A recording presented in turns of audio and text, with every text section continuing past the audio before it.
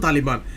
And indirectly, America accepted that the key for Afghanistan is there with Taliban, and whatever is going to happen there, that will be in the authority of Taliban. So they were discussing all these things. The Qatar talks were going on, where the top leadership of Taliban was talking with the Zalmay Khalilzad, the person America sent there for all the settlement and all the compromises there, and the future assurances which they wanted from Taliban, that Afghanistan will not be misused by any other terrorist groups. Although it looks very laughable and bizarre that they are asking assurance from the Taliban group, which is a kind of a synonym for terrorism and the all problems against humanity. And these are the people who created the biggest fear in the Afghan people in 90s, and still these people are doing the same. They are bombing people, and 1339 fatalities were there in last 8 months. And from that group they are asking for assurance that other terrorist groups and all, they will not disturb this land and they will not misuse Afghanistan after the withdrawal of troops. So that's a unique thing, and that's a dramatic turn that we have seen in this condition.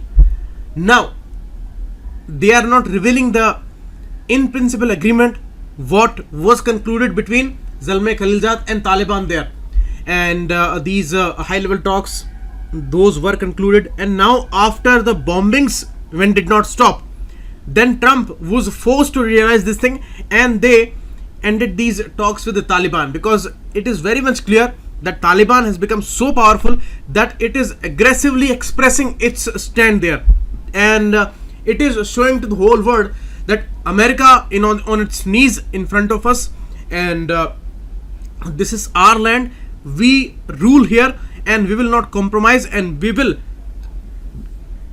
get our conditions fulfilled. So all these continuous bombing on consulates and all, these all were the symbols of a kind of a American defeat there.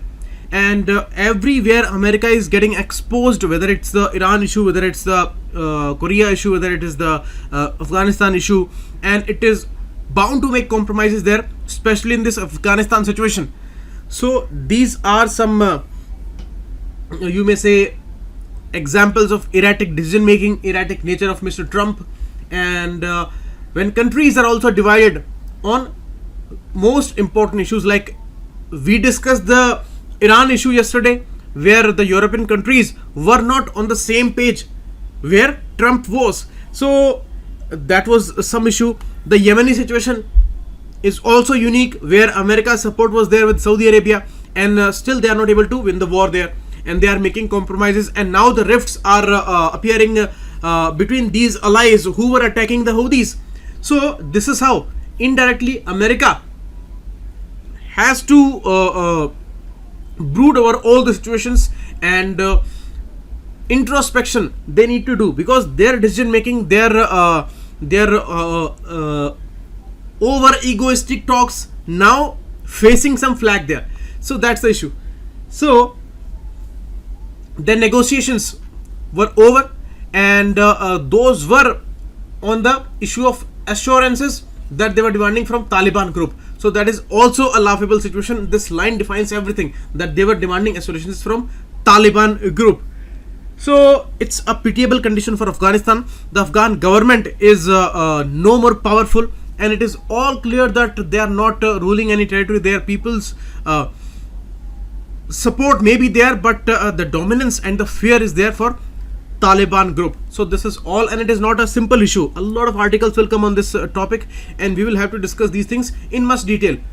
Okay, so Afghanistan continued to be wrecked by internecine violence, and Taliban increasing its control over several provinces, and government's writ is prevailing only in the north central parts of the country. So this is all, and this article is important for GS paper 2 mainly. Okay, next, a very important article for GS paper 3 and 2 both, issue related to environment, climate accounting, climate financing, and the issue of threats to world ecosystem balance.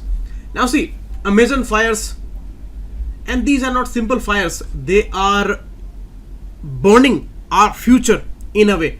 And the alarm that lacks proportion, you see, it has become a very complex issue, and this article is also very much complex because they are showing a lot of numbers. They are telling us how these things are important, and some clarification they are trying to make here for the layman, means as a very much simple and understanding we cannot have in this article. So I'm trying to simplify this for you people, because they are trying to explain the balancing factor. They are trying to explain the issue of tussle between the developing and the developed nation, and how this issue is a kind of a new thing and a new opportunity for the developed countries to put pressure on the developing countries, and they are trying to escape from their own duties, and they are trying to distort this climate discourse that is going on for years now. And those things were in a way straight, because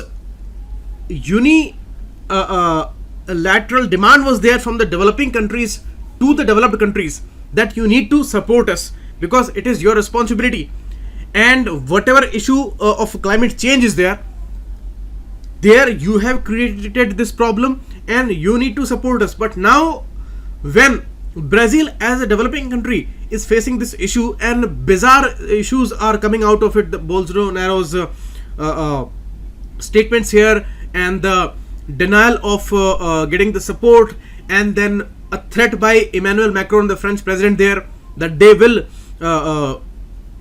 think about the deal of EU Mercosur, and that can be economically very problematic for Brazil there, the biggest country there in South American continent. So all these things are extremely complex now, and there can be distortions of the climate discourse in the future. So developing countries need to be very much wary of this situation, and they need to be aware here. So the description is here. Let's see. Provocatively anti-environmental and climate denial views of Brazil president, and they're just like Trump's ways, but you see there is a difference. Trump is the leader of most powerful nation, and Bolsonaro is a leader of a developing nation, and there is a huge fight between the developing and the developed in this climate context. So that's why Bolsonaro's views, opinions, and his arrogance is not acceptable here, and the kind of intentions we are observing here, and some kind of confusions and some kind of suspicions are there on these fires. Those need a lot of clarification, and why these are continuing, why there is a denial of support, why Amazon is still burning and these fires are not getting controlled, and these things are not impossible, but these things are continuing. So what are the reasons? Some clarifications are needed here. Now, allegations, counter allegations, in some absurd way these are going on.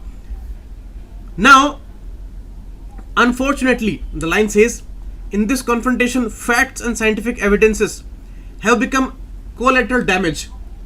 You see, they all are busy in a kind of a confrontation where allegation, counter allegation is going on, and the Amazon is burning. Nobody's more focused on Amazon fires. They are focused on the world political issue here, and the confrontation is also in danger of skewing the global discourse on climate policy, as I explained to you, opening the way for unprecedented pressure from developed countries on the global south. Global south means all the developing countries group. Means global south is what? The Bandung conference, which happened in 1955. Then they started this term. They started using this term as global south. Means Indonesia, India, South Africa, and Brazil. All these developing countries which are located on the south of their continents. So global south, and mainly the global north, where most of these Western countries are there, and they are richer countries, developed countries. So this fight is between global north and global south, if we talk about climate context. So the pressure is there on global south now, and it's a kind of a very nice excuse for the developed countries to put pressure there, because they are alleging that developing countries are also not very much sincere about this issue, and they are all demanding developed countries support there. They are trying to put pressure there, and they are using historical issues to put pressure today on developed countries, and that is not fair. So this issue of CBDR, common but differentiated responsibility, that discourse may be skewed in the future. You see, emission math, if we see here, that it is not something that there is a climate emergency today. Why we are saying that? We are not trying to negate the Amazon fire issue here, that is extremely sensitive and devastating, but the kind of excuse which is being explored by developed nations, that we need to define here. Means it's a big problem, but it is not a climate emergency, because earlier there have been many fires, and if we see the condition of these fires and the threat there, then we need to see some numbers here. You see, since 1750 year, when this industrial revolution started, 30 gigaton of carbon dioxide we have added, and the margin remains huge. Means plus or minus 45 gigaton can be there as an addition or the minus there. So all the more, if you see cumulatively, then it's all a neutral issue. If we see the fires, emissions, and the land use change policies, and whatever destruction that has happened, but vegetations continue to grow, they absorb also. If they are destroyed, if more carbon dioxide is added in the atmosphere, then vegetations are also absorbing a lot. So carbon dioxide which is there in excessive amount, that is being absorbed also. So it's a kind of a neutral condition. That's why we say net balance. Okay, so that's the issue. And cumulative emissions from land use change since 1750 amounted to 180 gigaton, and where the more and more agriculture croplands are coming up, because we need food security, so jungles are being cleared. So that is also a big reason that additional gigatons are there in the atmosphere. But you see, the undisturbed vegetations like Amazon forest, they continue to absorb the excessive carbon dioxide, so they balance these things. And that's why the Amazon forest, the tropical forests and all, these are extremely needed for the future, because they balance. So 160 gigaton is absorbed out of 180, 160 is absorbed. So you can see only 20 gigatons difference is there. But future is under threat, because the pace of deforestation and the degradation is very huge, and that's why we are at threat. Today it is all okay till now, not all okay, but in a way it's not an emergency, but in the future it may be a condition of emergency. So that's why these are extremely important, but still in a way not an emergency. The way they are finding an excuse there and putting pressure on global south, that is not fair in a way. Carbon accounting, the main issue. You see, the most important and relevant issues today which are going on for the last 2-3 years, these are carbon accounting, carbon emission trading, and the climate finance, and the climate economics. Okay, carbon economics, these issues are most relevant here, and you need to be very much clear about these concepts. They are asked every year in the environment section, the forest service examination, the prelims is there combinedly. So these questions are very relevant and common, and in the mains also you need to write these things, and these will give you additional marks. Okay, they will certainly fetch you additional marks there.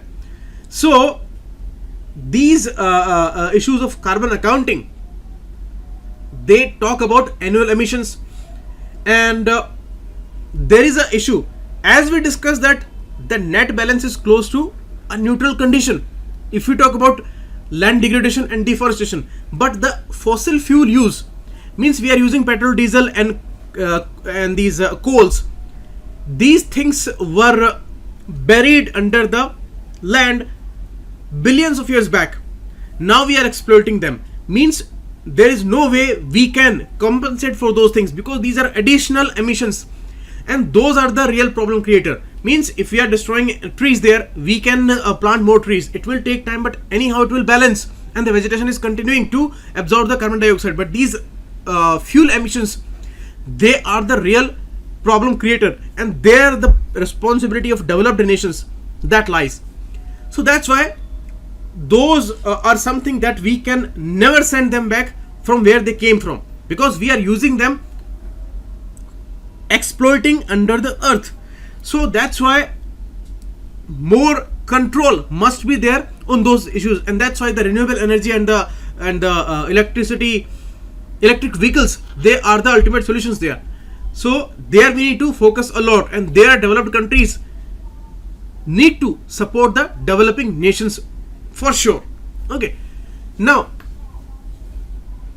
overall tropical forests were marginally a source of emissions of about 0.11 gigatons of carbon per year if we consider these forest fires and all. And clearly there is no cause for complacency, means we are not trying to negate the problem with these fires and with these deforestation issue. Those must go on and the ultimate efforts are needed, but certainly the way developed countries are putting pressure, it is not an emergency here. The COP14 is going on, then this article becomes much more important. Although it's a very typical article, I know it's a very difficult article to understand, but I'm trying my best here. So COP14 is going on for UNCCD, and this is the only convention that is legally binding there, and that's going on in India right now. So this article becomes much more important. So you need to repeat this thing if you're not understanding right now. So additional points here, there is no magic bullet.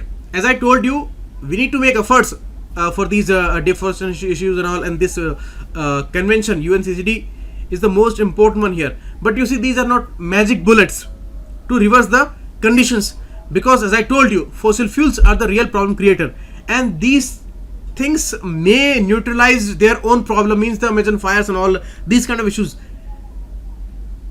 they can be managed by these dense vegetations, and they can balance this thing out. But the magic bullet is not there for these fossil fuel emissions, and they have the lasting impact, and we have problems because of those. So that's why there are no magic bullets for that. We need to control those emissions. Okay, and whatever IPCC has told us, that is also talking about these fossil fuel emissions. So ultimately the responsibility remains for sure with the developed countries, and developing countries also need to be very much aware, and they need to put extra efforts there, because things will not be sorted out if only they are going to allege the developed countries and they are not taking any effort. Like Mr. Bolsonaro, he has made absurd statements there, and they are not looking very sincere in managing those Amazon fires. So this will not do very well. They also need to make many efforts, but the support from the developed countries is a must. Okay, so that's the issue. And we have been observing all the evidences, like the France temperature in these summers went up to 44 degrees centigrade, and that is unprecedented and very much alarming. Siberia, Canada forests, they are having fires because the unusual high temperatures are there. Those are the regions, means evidence is in front of us, and you cannot say that these climate politics will help anyway. All countries combinedly need to make much more effort, and that's needed. Okay, so it's the issue, and some positive things are also there. Like if we talk about developing nations, then we need to talk about Brazil. Today the fires are going on, but Brazil has done very good in the recent past. Like the land degradation and the deforestation was going on with a very fast pace, but it has controlled to some extent, like 75%. They have reduced this speed of deforestation since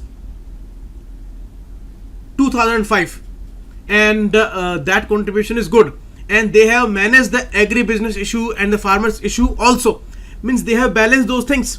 They have supported their food security, and they have managed the Amazon issue also, although they are not totally successful, and the pace is still very high of degradation, but still some issues are commendable. But today what's going on, that will impact the future, and today things do not look very well here. So all countries need to be very much concerned about that. Okay, you see here a report of 2018 by UNFCCC that tells us that developed countries, they talk too much about that, but they have only reduced 1.3% in the last 26 years, and that's really concerning, and that exposes their hypocrisy. And what they say today, that is also very much hypocritical, and that shows their real intention and how they are taking excuses here. You see, you will not imagine what they said. Stephen Walt, a US foreign policy commentator, the same country whose leader says climate change is a hoax, that country's commentator said that major powers could intervene even militarily to discipline nations recalcitrant in climate action. Means the countries like Brazil or any other country who are not looking very sincere in this climate change issue, we can take military measures against them. We can intervene militarily also, and that's the most bizarre thing here, because their country's leaders say that climate change is a hoax, and they say that we can take military actions. So that's really a disturbing thing, and these kind of comments are really problematic. In a separate instance, the problem which is going on between France and Brazil, the way Emmanuel Macron, the French president, is saying that we will block the EU Mercosur trade deal to mark the European Union's displeasure there against the decision making of Mr. Bolsonaro and the technique of Amazon fires issue. Means they are trying to show that they are the real protectors of the climate, and these developed countries are actually very much concerned about these issues, and in real sense they are not doing much. So hypocrisy is going on, and the pressure they are trying on global south or the developing countries, and that's really concerning. Next article talking about the very important issue of balancing factor, which is being tried by India in the America, Russia, China and India angle. Although more complex is the America, Russia and India triangle, and a lot of allegations were there that India is going more towards America, the inclination is more towards American side. They are signing a lot of deals and all, and they are losing Russia. But 2-3 times we have shown that Russia is nowhere away from us, and we are maintaining our friendship, and Russia is also reciprocating here. That's very good. The Vladivostok summit recently which happened, where we attended it and we announced our line of credit, $1 billion. That's really a good balancer. Earlier, the S-400 deal that we signed bravely, and putting aside all the allegations that we are compromising with Russia there. So that was also a great balancer. So these things are really a booster in India-Russia relationship. Here, Dmitry Frolovsky, he says that the strategic triangle is under a lot of pressure because the conditions are really difficult. The US-China trade wars are going on. World growth is also very much in a difficult phase, and the balance of powers, they are shifting continuously. But here we have a great opportunity, and the way we were invited, we took part in that summit, and the way we are balancing here, that's really commendable, and that will bolster India-Russia relations further for future. And New Delhi is specifically concerned about Russia because they are coming too close to China, and both these countries, Russia and China, they are supporting each other psychologically, geopolitically and in all sense, and they are trying to build a good rapport there. Although in the past they were in a way enemies, but now they are very good friends. So that's really concerning for in New Delhi. But when we are attracted by America again and again, then Russia is very much concerned. So Russia is trying to get back India on the table again and again, and Russia is also very of a situation where Chinese hegemony is rising in the Eurasian region. For China and Russia, Eurasia is a big dream because this is the Asian century, and things are not going great in the West. So all are focused towards East. And after 2014, Russia is focused on its Eastern Asian Russia part, the Far East region, and that's why this summit is very much important. So Russia is trying to make up things with India for two reasons: for the American region and for the Chinese region too, because Chinese hegemony is also can be a problem for Russia in the future, because Russia is the powerful country there, but Chinese rise is very very fast, and America has taken China too seriously, because China is the biggest rival now, more than Russia. For China, America is concerned, and that's why it can be a concern for Russia too. Means they are building a good rapport with China, but obviously they want to remain the most important one here. So that's why they do not want to give Russia a free hand there. So they want to keep China in a check, in a sense.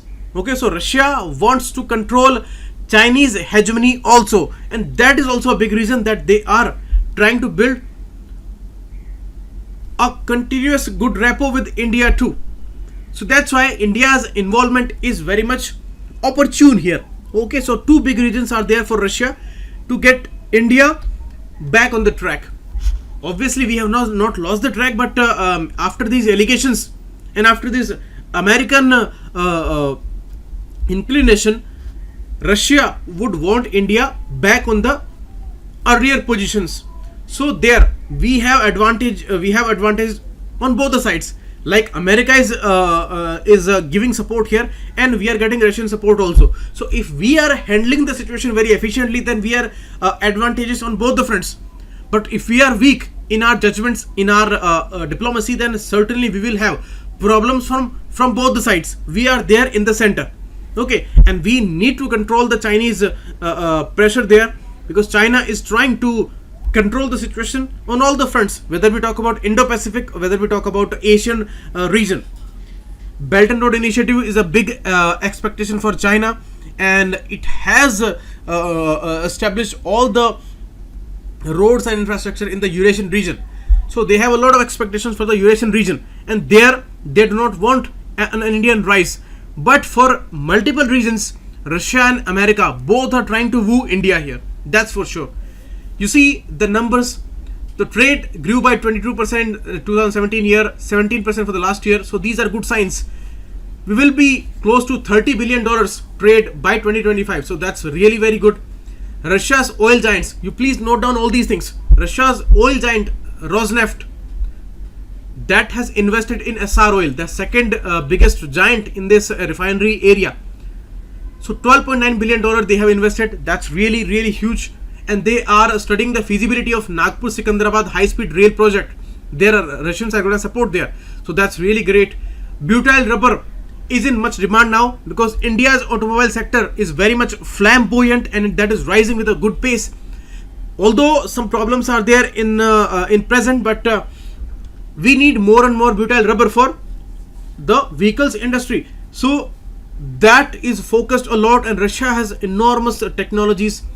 And February 2012, Reliance has signed a pact, and it's a joint venture in Gujarat Jamnagar for Russian Cyber and Reliance. So now Cyber has agreed to share proprietary butyl rubber technology, and that's really a great thing for India, and unprecedented for a Russian company.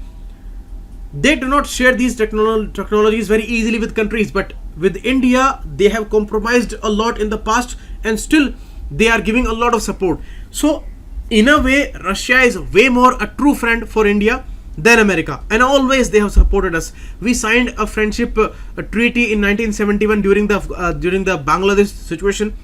Bangladesh was created. West threatened us. Russia countered that, and Russia sent their fleet for support of Indians. So since then the friendship is going on, and Russia is the biggest defense partner for us, largest arms supplier for us, and that is going on as a rock strong friendship. Recently some suspicions were there, but again these things are getting solved, and with a very fast pace. And the new summit in the far east of Russia, that is a good balancer there. So many things we need to note down here. $5 billion S-400 air defense system deal that we did very bravely, boldly. That was great, and ultimately it will be close to $10 billion deal. Next, Kamo KA-2226T helicopters. This deal we have signed, and frigates deal That's important deal we have signed, and a joint venture in Amethi, Uttar Pradesh. For what? For 7.5 lakh Kalashnikov AK-203 rifles that we will build. And that important venture is going to be very very important for India and Uttar Pradesh both. Sukhoi 30 MKI we are going to acquire. 21 MiG-29 fighters we will acquire. And Project 75, the submarine project, very important project.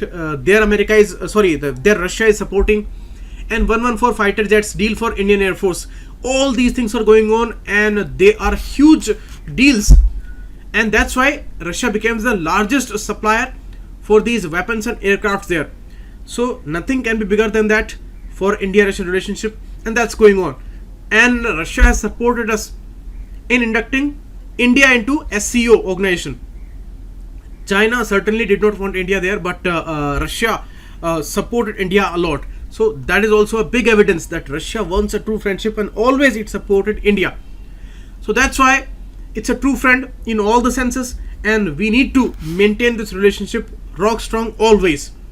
And always experts say America is not that much reliable as Russia is, and Russia has given all the evidences that it supports India always. So that's why it's a great thing, and always it's a happy moment to be with Russia.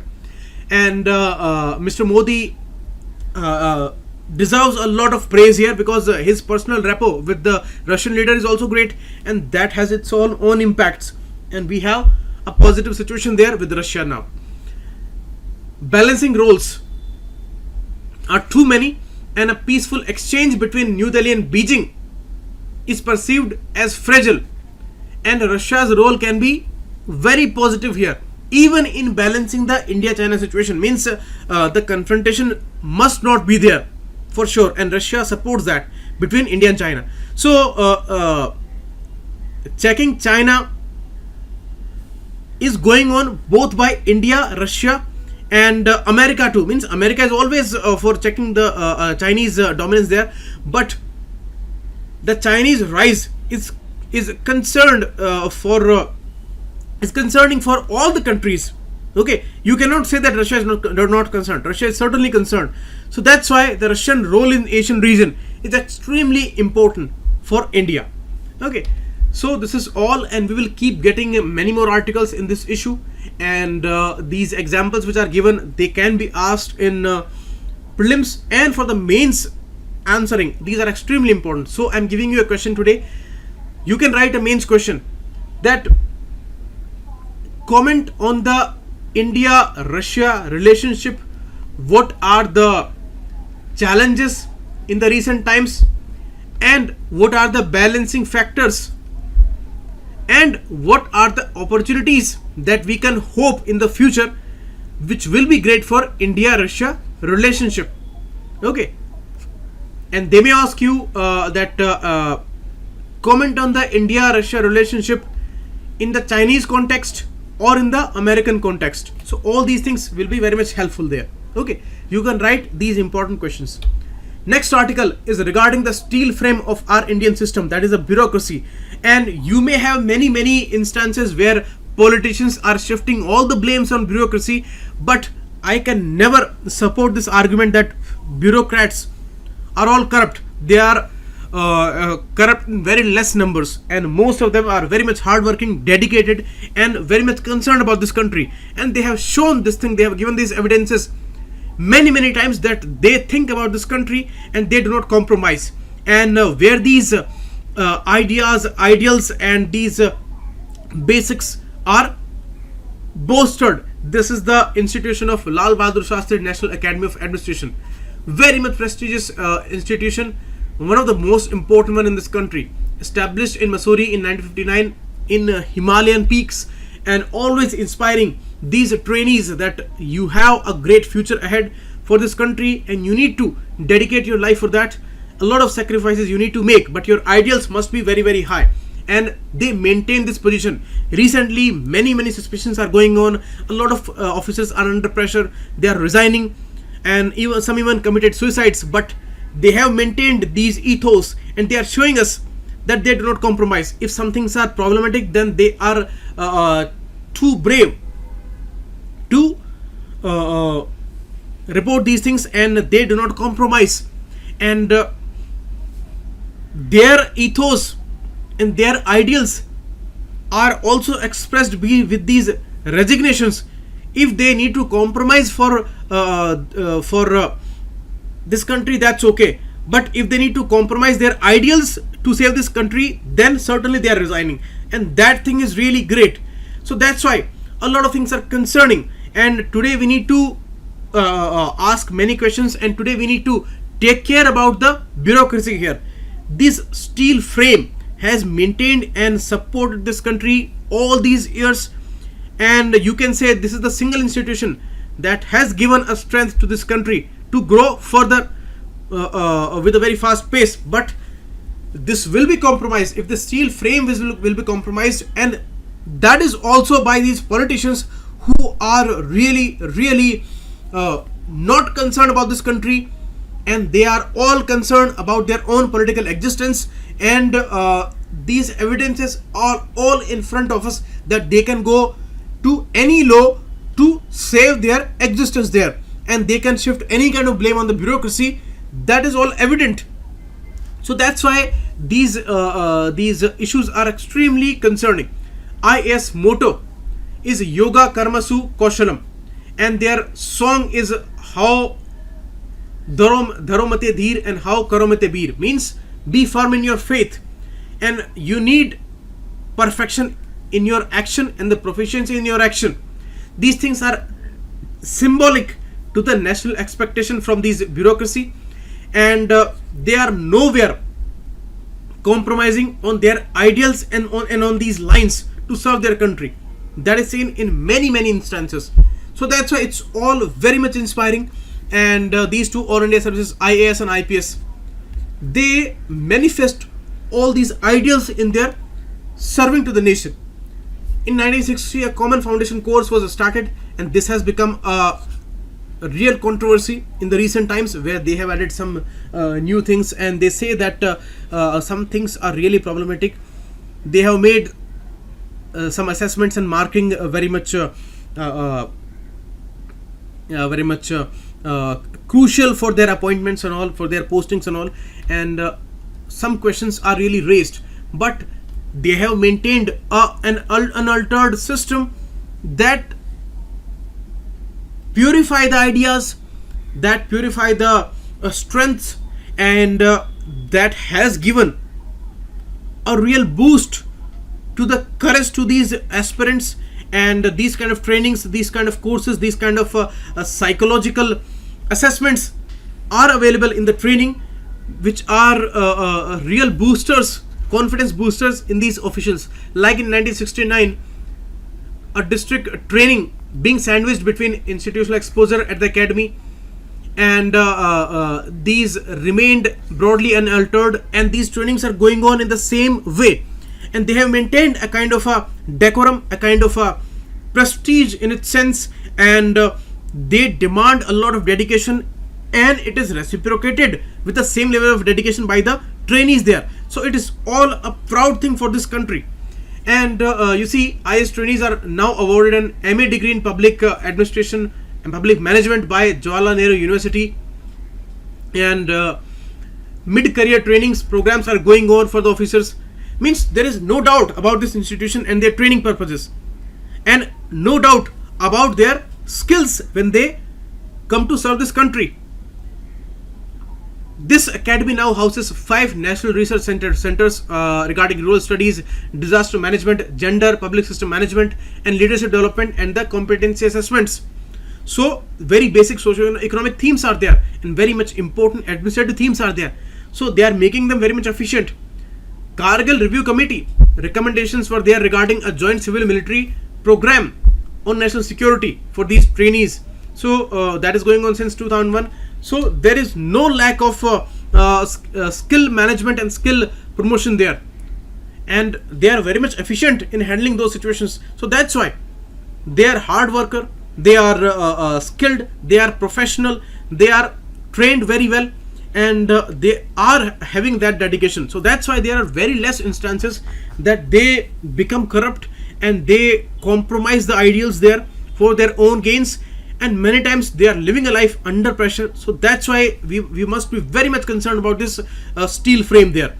A lot of false arguments are spread against the bureaucracy, that these are all problem creators and they do not execute plans, and government is all sincere and these are the corrupt people who block all the progress. These are false arguments, and these kind of rumors are spread regarding bureaucracy. We need to curb all these things, because the bureaucracy is the real steel frame, and that has maintained this country in its posture. So the ongoing concerns we need to see here, and whatever authority is there, whether it's these courts, whether these important institutions, autonomous institutions, they take care about these things. But anyhow, all of them, they need to be concerned here. That is the ultimate message, because many questions are there regarding enormous pressures on the bureaucracy, because this way the kind of developments we are observing in this country, these are really problematic, and these are the evidences of the sincerity and the honesty of these officers when they resign and they say that we defy all the pressures, all the fears, and we cannot compromise with this country. So in this ongoing condition, and in this ongoing tussle between the integrity and the uncontrolled political ambitions of these politicians, that can be a real killer for this country. So we need to be extremely concerned about that, and we need to recognize that idealism as a virtue may be on the wane, but is not vanished altogether in the bureaucracy. And despite our uncertain glory, why uncertain glory? This is a very strong phrase to use about India, because the kind of developments we are observing, the kind of media role, the kind of social